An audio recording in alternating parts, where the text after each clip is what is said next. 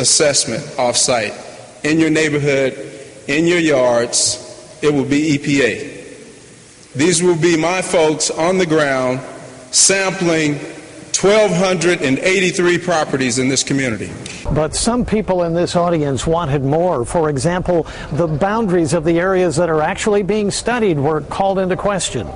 This is a travesty, these boundaries, 35th Avenue North. Okay, explain that on that map back there. Others were frustrated that they were being told about a cleanup, but they weren't being told exactly what it was that was being cleaned up. I want to know what's in the ground. I want to know what's in the air. What kind of water they've been letting out. What are you cleaning up? When officials were asked if the people of North Birmingham could safely eat the food they grow in their own gardens, Franklin Hill made a reference to the CBS 42 documentary on the subject, Deadly Deception. I saw the condition of a tomato during the Deadly Deception deal. What I will say to you is that what they're telling me is that it's unlikely that we will have uptake, but we're going to be able to answer that for you. We're going to take a look at that, and we're going to be able to inform the community. I don't have that answer tonight. Now, it's important to note the red line indicating the 1,283 properties that will be tested initially is not a permanent line in the sand. If EPA officials find evidence that testing should be extended beyond that boundary, it will happen. Walter Koch is no longer involved in the negotiations. The company is not part of the plan and will not have a say in the cleanup, but they will be expected to pay. As we start to assess the community and as we start to look at individual sources and we look at some of the legacy operations, our hope is that we can clearly identify a list of potentially responsible parties that we can engage in negotiations and hopefully to fund the effort. Until the EPA can identify the potentially responsible parties to pay for the testing and the cleanup, the taxpayers whose dollars make up the Superfund program will be footing the bill. To learn more about the contamination, the concerns, and the neighborhoods involved, head to CBS42.com and click on Deadly Deception. The Northern Beltline is the subject of a lawsuit that one group says is just a scare tactic. The Southern Environmental Law Center and their client, Black Warrior Riverkeeper, claim their objection is about the environment. The truth is, they just want to stop new growth. The JobKeeper Alliance made that statement during a status conference of the proposed Northern Beltline. They claim the Southern Environmental Law Center and the Black Warrior Riverkeeper have used the same tactic on other projects.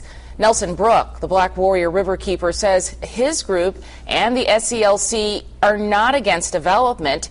It just needs to be done correctly. Ultimately, if Aldott had done things according to the law with regard to the Northern Beltline and its permitting, then there would be no need for our lawsuit and the challenges that we've brought to date. For more information on the status of the Northern Beltline, go to CBS42.com. Law enforcement have long tried to stop people from hopping from store to store to buy products to make meth.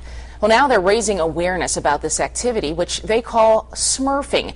It's part of a statewide crackdown on meth production.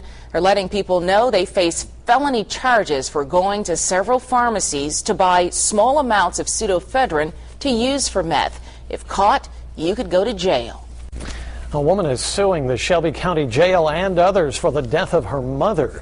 Rebecca Lynn Allred could not pay a fine or the added fees for an expired car tag, so she was booked into the Harpersville jail on May 13th.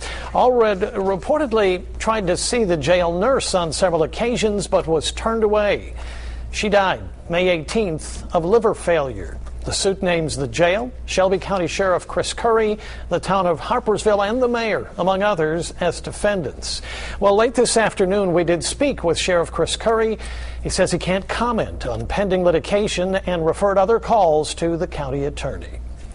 Realizing that a forklift was missing, well, that was odd enough. Well, when another robbery call came in, police realized the two were related.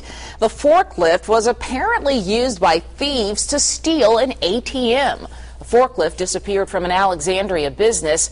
A short time later, that same forklift showed up on surveillance video outside of a bank in Saks.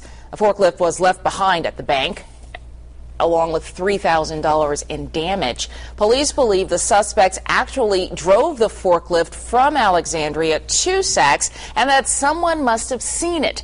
So, if you know anything, you're asked to call Anniston Police at 256-240-4000. Ironically, this is not the first time someone has stolen a forklift to target an ATM. It happened in December of last year in Lincoln. Well, by now you probably know you can find just about anything on the internet, including prescription drugs. But the FDA is saying, buyer beware. The Be Safe prescription campaign has been launched. According to the agency, many medications sold online are not what they claim to be. Some of the websites don't even require prescriptions, and that is a big concern among pharmacists.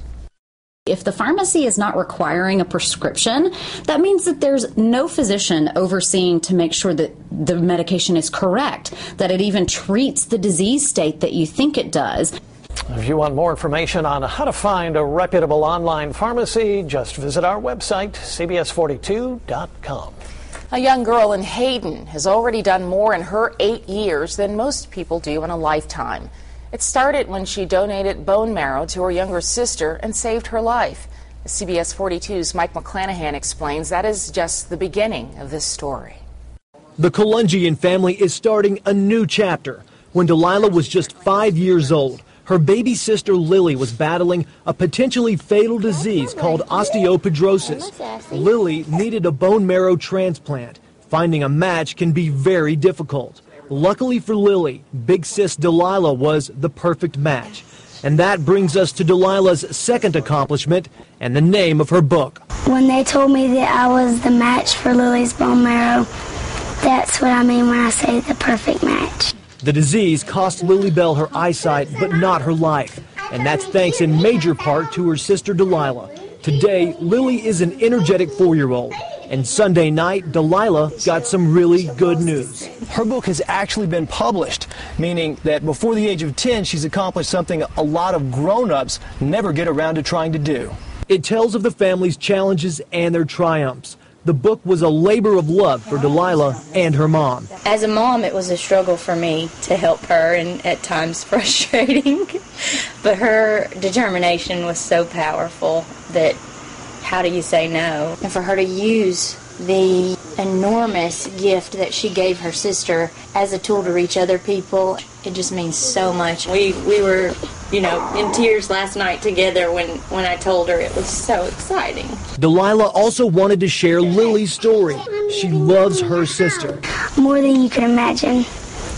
And I think it's amazing that she can walk around the house without bumping into a single wall, and that she has the experience to live life even though she's blind. She's no different than us. The family says they've already had about 100 people pre-order copies. In Hayden, Mike McClanahan, CBS 42 News.